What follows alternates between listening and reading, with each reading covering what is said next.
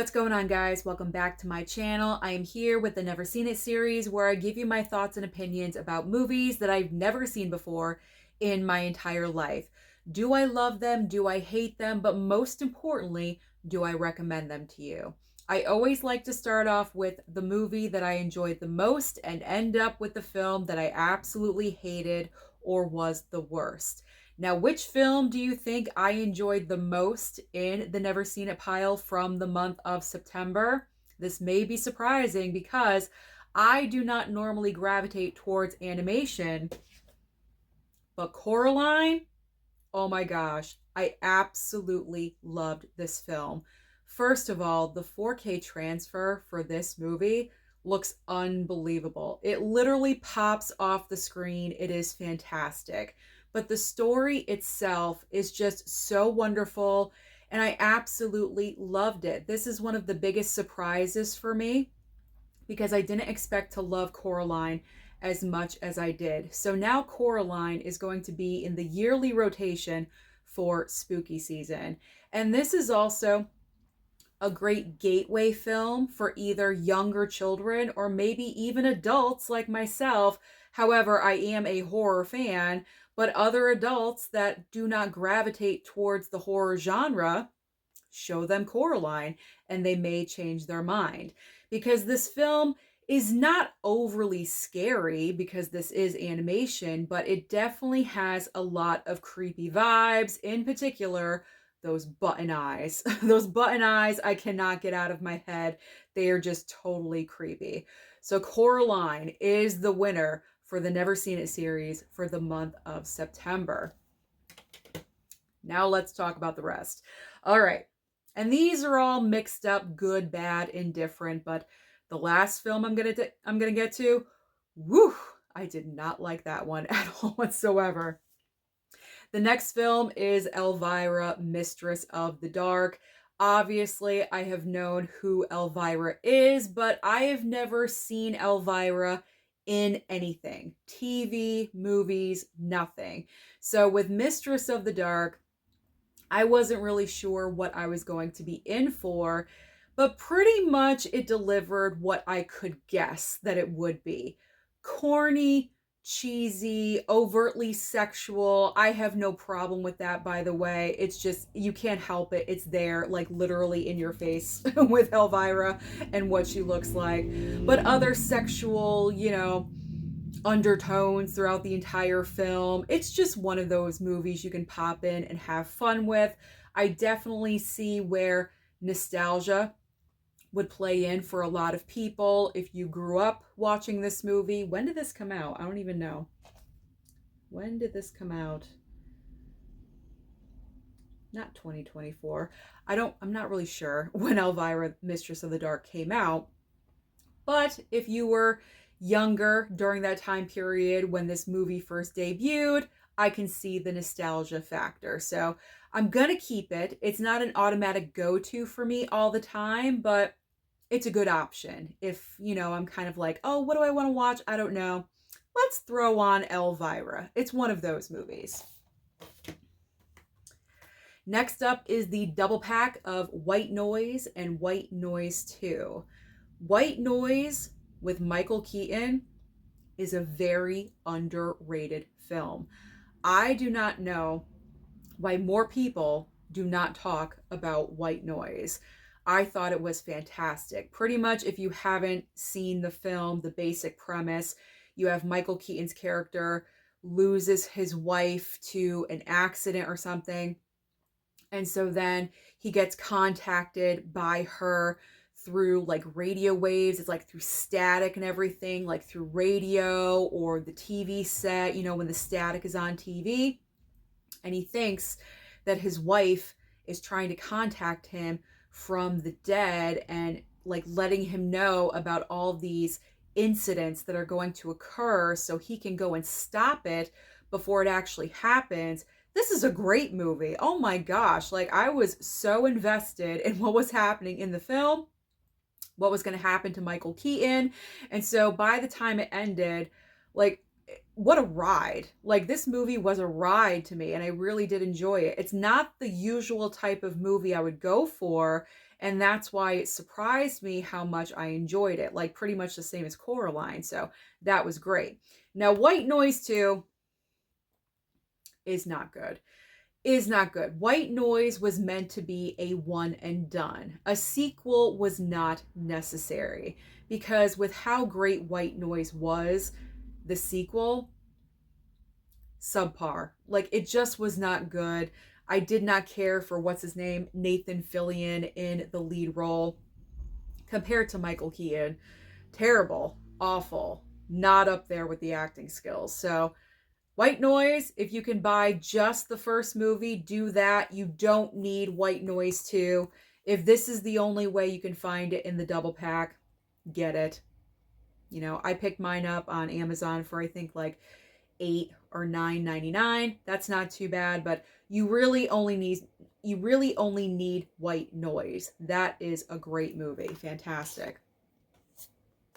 Now we've got Overlord. I have had this in the never seen it pile for an extremely long time. So this year I committed and I said, I'm watching Overlord no matter what it takes. So finally watched this darn movie. And I thought it was like a zombie war film. That's like, you know, the impression that I got. And I gotta say, there is like zombie, like virus stuff present in the film, but it really mainly is a war film with zombie virus elements. There's nothing wrong with that. I just thought that the zombie factor was going to be the overwhelming like theme of the movie, I guess. But for me, it was not. For me, the war was the focus and the soldiers. Like I said, nothing wrong with that. I will give it points for being creative and outside the box. It's definitely the first time I've seen anything like this, so it gets that credit. But it's not like a go-to zombie film for me. If I'm going to watch a zombie film, Dawn of the Dead by Zack Snyder is like one of the best, in my opinion. You know, the Zombieland films. Like, I would go for those over Overlord. But I mean, the movie's not bad. It just wasn't what I thought it was. It wasn't what I was expecting. But I liked it. I liked it overall. It was fine. It was fine. If there was ever a PSA for don't pick up hitchhikers, this is it. The Hitcher. My God. Poor C. Thomas Howell in this film. Now, of course, back then when this movie originally came out, hitchhiking and picking up hitchhikers was kind of like a normal thing. Like, no one really thought anything about it. But nowadays, no. Like, in my entire life, I would never pick up a hitchhiker. It doesn't matter what time period. I would never be comfortable picking up a stranger in my car and being in an enclosed space for a long period of time. Like, that's not happening. So C. Thomas Howell in this movie is being terrorized. And when I say terrorized, capitalization of the entire word by what's his name? I forget. What's his name? Rutger Hauer. Rutger Hauer is on like a killing spree, and because C. Thomas Howell like kicked him out of the car, he's really pissed off, and he will not let up on this kid. He's literally making his life a living hell in this film. It is entertaining. I do gotta say that. And then also, to my surprise, Jennifer Jason Leigh shows up in the film as well, and she has one part in the movie. Woo, woo, woo, woo. That's all I gotta say. Chains. Chains. That's all I gotta say. It is definitely worth your time if you want to watch a different kind of scary movie, not like a, your typical slasher film. You can watch The Hitcher and get just as scared watching that film. Up next is a double witch pack. However, the never seen it for me was The Witches of Eastwick. I've seen Practical Magic numerous times. So The Witches of Eastwick has always kind of escaped me for some reason. And all I gotta say is this film was boring. It was so, how do you make such an incredible ensemble cast so boring? Your three witches are Cher, Susan Sarandon and Michelle Pfeiffer. I love all of them. They are fantastic. They're not all Academy Award winners, but 2 out of 3 is not bad. Okay, so what is the problem here? There's literally no witchcraft in this film. There's like a little bit, a sprinkling, if you will. How are we not using these women for crazy stuff to be happening towards Jack Nicholson? Like literally all they're doing, what are they doing? I don't know. What they're doing in this film, Jack Nicholson shows up into their town and just like starts creating chaos with these women, and all the town people think that they're trampy because they're all sleeping with Jack Nicholson. That's all that this movie is. All they're doing is Jack Nicholson. That's it. Like that's all they're doing is Jack Nicholson with like little bits of stuff happening in between, but it's not enough to impress me because this cast is so like one of the grossest misuse of a cast ever. Disgusting. Like I was so bored watching The Witches of Eastwick. So if I want to see witches, I'm going with The Craft. Like 100% every single time. That movie is the perfect example of tons of witchcraft being used. That's what should have been happening in this movie. I don't know what happened. If I'm not watching The Craft, I guess I'll go with Practical Magic, but odds are I will not be going for The Witches of Eastwick because that one, oh my God, was so disappointing. All right, my rant is over. I had to rant about that. I could not even believe how bored I was watching that. I was like glaring at my cell phone at the time. I was like, okay, move on. Let's move on to the children of the gosh darn corn. Okay, so this movie is all about a ton of bratty kids in a cornfield that are trying to serve God or something by eliminating all of the adults in town and any single like, visitor. Anyone that's an adult in this town gets crucified, slaughtered, whatever. I don't know. This movie was all right. But what really worries me is that this whole franchise is pretty much the same movie again and again and again. Like, how many times can we do this? I mean, this is all right, but it's definitely not the best Stephen King adaptation. I will say that. There's so many other films that are so much better than Children of the Corn. This one was just all right. I mean, it wasn't like awful, but it wasn't like, wow, this is really good. You know what I'm saying? It's not it. It's not Misery. Like those Stephen King films are fantastic. But that's on the lower end of Stephen King adaptations, I will say. Another witch that we never see, actually. The Blair Witch Project. So this film I have seen before, but the one and only time I watched it was in theaters. When it originally came out in theaters, it was me, my mom, and one of her close friends. We all went together. And I remember thinking in the theater, like we were all thinking the same thing. Is this really happening? Like, did this happen? Is this real footage that we're seeing? Obviously, it is not, spoiler, but the movie's like 15 years old or whatever, so that's fine. But I remember thinking that in the theater, and I was like creeped out by it. And that is what holds up to this day, is that when you watch the Blair Witch Project, you are completely taken back to that time period when it originally came out.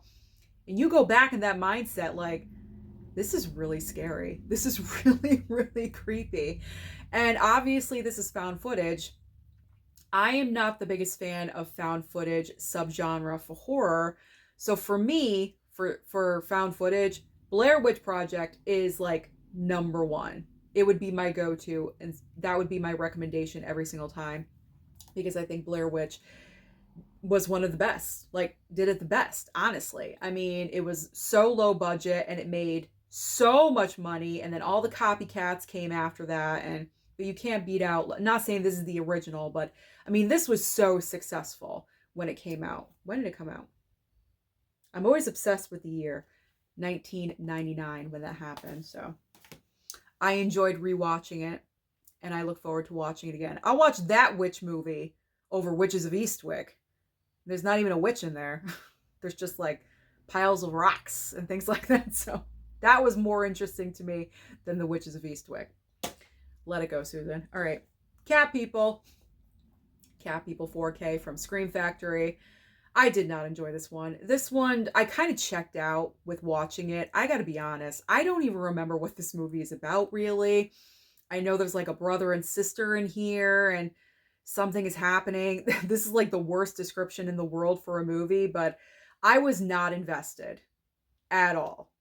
As soon as I put it in and the movie started, I just got the vibe right away. I'm like, this is not my type of movie. I don't know why I bought this. I really, really don't. So it's going to leave my collection. I'm not even going to give it a second chance because I know it's just not worth my time. That's just me personally. If you love Cat People, that's so great. That's so amazing, but it's not my vibe. So that is going to the Moose in a couple of weeks. Wolf Creek. Oh my God. Okay. So Wolf Creek, if you've never seen Wolf Creek, the first half of this film, you think nothing is going on. It's kind of slow paced, slow moving, but what's actually happening is that they are building the tension and you don't even realize it, because once you get to the point where this guy comes into the film, all bets are off. It gets pretty crazy. It gets gory. It gets bloody. It gets nasty and filthy and gross and any other weird bad adjective you can use to describe this guy fits the bill. And things that happen to these three people that are just looking to go on a hike, I guess, in Wolf Creek or whatever, and this guy comes to save them because their car breaks down. Not really. And then he comes along and you're not really ready. You're not really ready. I can handle this movie. There's some movies that go a little bit too far. That's why I'm worried about watching Hostel, because I'm not sure if I'm going to be able to handle it. I'm going to try. I really am. So Wolf Creek, not too bad. I can tolerate it. I can watch it again. But maybe for some of you out there, that may be a little extreme. I don't know. Very heavy with the violence in the second half. All right. This next one has a story. All right. Survival of the Dead. Awesome slipcover. Great zombie movie, I guess. I don't know. I haven't watched it. So why is it in the pile? Well, I feel like I need to talk about it because I popped the movie into my Blu-ray player down here in my room. I fell asleep within the first 15, 20 minutes. So I went back to rewatch it the following night. And guess what happened? I could not open my Blu-ray player. I'm not really sure what the problem is. I think the player is just so old. I've had it at least 8 years. So it is older.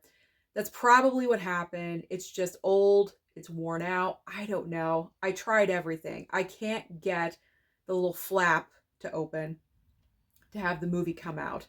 So my Blu-ray for Survival of the Dead is stuck in my Blu-ray player. So I had to remove my Blu-ray player and replace that with our old 4K player that was upstairs before we got a new one.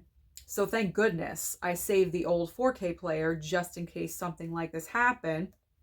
So I still haven't seen Survival of the Dead, and the Blu-ray is stuck in there. I mean, it was only $1. I mean, no big loss. I'm just thankful it wasn't like a movie I absolutely loved and adored, like Halloween or something. That would kill me. Or Scream. Oh my God. If it was Scream, I'd be so devastated. So I'm happy that it was Survival of the Dead and not a movie that I actually cared about. So I still have not seen that one, unfortunately. Fade to Black is up next, and this is another underrated film, I do have to say. Our main character in the movie is a massive movie fan, which that is relatable to us in the community. And he has a regular job and stuff, but he's obsessed with movies. He references them all the time. Obviously, he watches them all the time, and he's like Delulu. He's delusional, and he thinks that a girl that he sees out on the street or in a diner or something is Marilyn Monroe. He becomes obsessed with her, and he's doing all these weird, wacky things, and he starts killing people. He starts killing people and taking on like all these different, I think, personalities from horror films. I'm trying to remember because I did watch this like a few weeks ago. But yeah, it was interesting to see the lead actor take on all those different personalities, because that definitely showed his talent of going back and forth between playing different characters. But again, underrated. Like, who talks about Fade to Black? Very rarely, I think. So again, Vinegar Syndrome, it did just come out with a 4K release, so, but I think that went through Scream Factory. So if you are interested in Fade to Black, I recommend, again, something different outside the box. If you're looking for something, you know, non-franchise, you don't want Halloween or Scream or Friday or Nightmare, go with Fade to Black. I guess, I don't know. My Bloody Valentine. My Bloody Valentine 3D. This is the remake from the original My Bloody Valentine. And I have to say, as far as remakes go, solid. I enjoyed it. I really do enjoy the original My Bloody Valentine, but the remake, just as good. Equal level playing field. So you're in a winning spot if you're a fan. So if you're in the mood for the original or the remake, you can't lose, because they are both good. And with My Bloody Valentine, the remake, there are a couple of little differences, like switches from the original film. I did not mind that at all. And so I really enjoyed My Bloody Valentine 3D. Because when you go ahead and make a remake from a classic, iconic, original horror film, it's always going to be judged very harshly. But My Bloody Valentine and Fright Night are two of the best remakes for horror, like, iconic films that I have seen. So there is hope. There's always hope out there. Next up is Dementia 13. I finally got through this movie, and it's only a little bit over an hour long, but I finally got through this darn thing.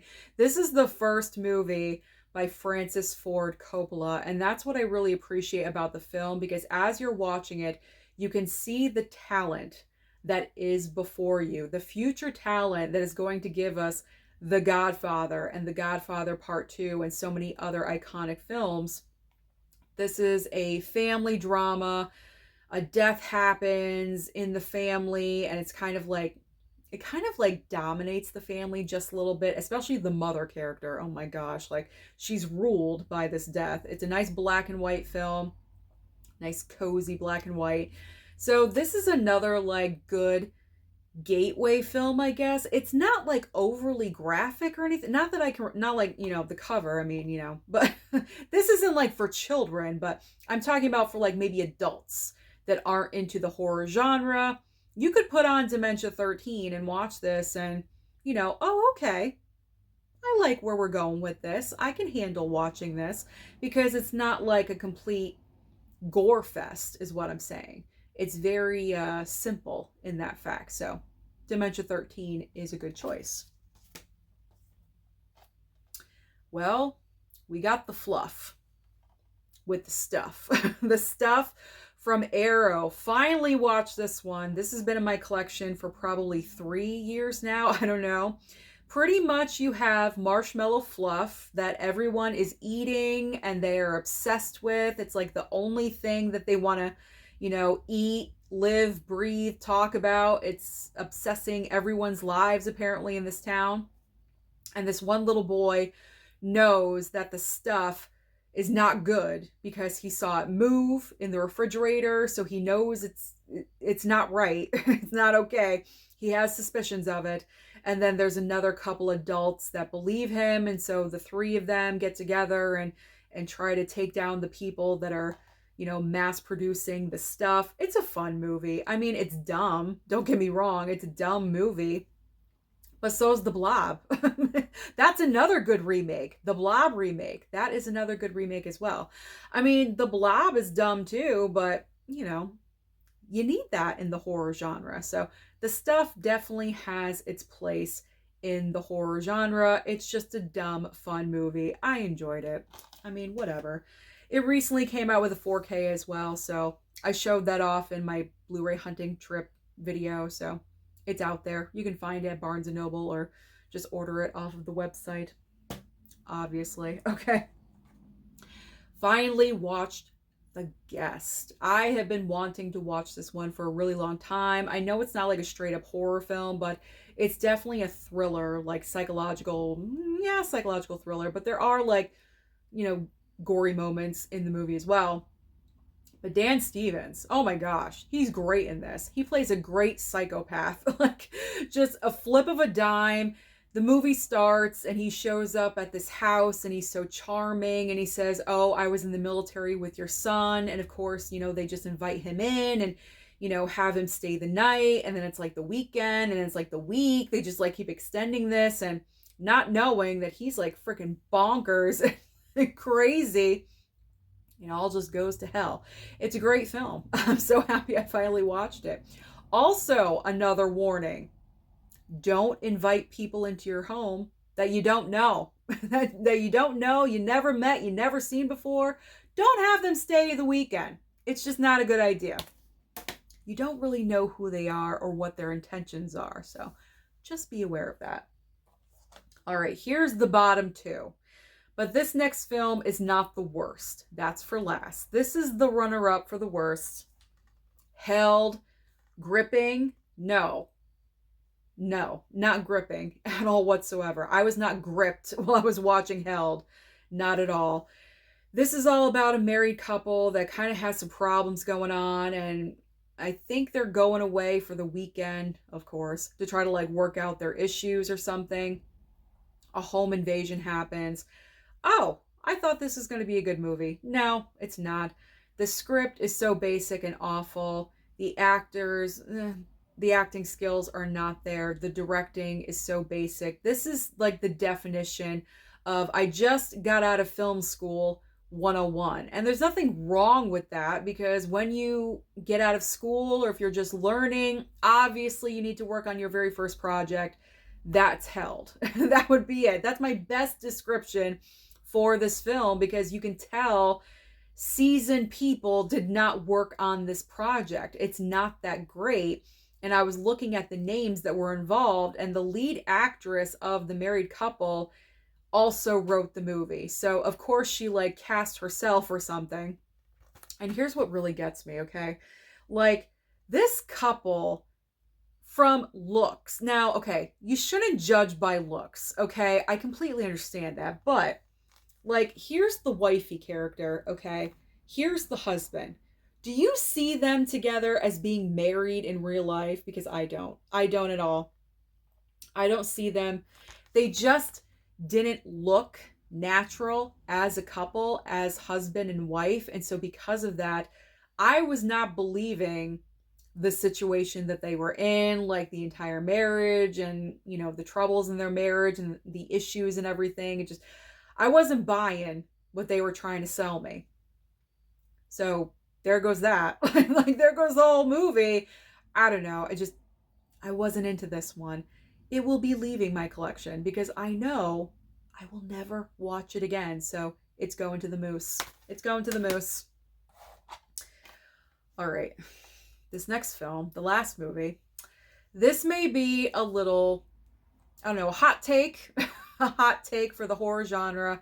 I'm not really sure how a lot of you feel about George A. Romero. Okay, I know he has created some of, you know, the most iconic horror movies. You know, they're amazing or whatever. But as far as I'm concerned, the Crazies is not that great. I was so disappointed in this film because I had seen the remake of the Crazies, and it's all about zombies, and I really, really enjoyed it. So I thought the original, wow, this is going to be really great. I popped this one in. My mom was watching it too, and man, I was so bored out of my freaking mind. It was so unbelievable. All this movie is dialogue. That is it. It's not even about zombies. It's about this virus or whatever, but no one like turns into a zombie, like a plane crashes or something and like the virus is out there. I don't even know. I don't know what was going on in this movie. It was so dialogue heavy. It was ridiculous. There was no action, like barely any action.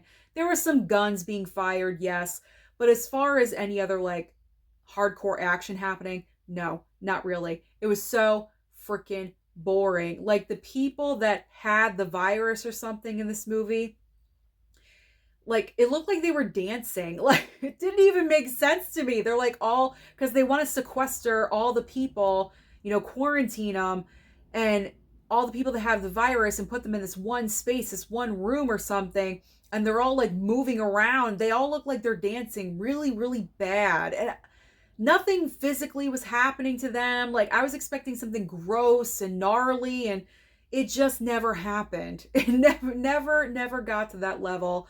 So the Crazies, compared to other virus zombie-like movies, zombie movies, whatever you want to call it, it just was not there for me. This was so disappointing, huge letdown. Again, bored out of my ever-loving mind, and I am never, ever watching this film again. Also, there is some situation that happens between a father and a daughter that freaking grossed me the hell out, and so because of that, I don't want to go there again. I'm getting rid of this one too. The Crazies, you gotta go. You were so freaking bad. That is everything that I watched as far as never seen it titles last month in September. Comment down below and let me know your thoughts, excuse me. I'm tired of talking.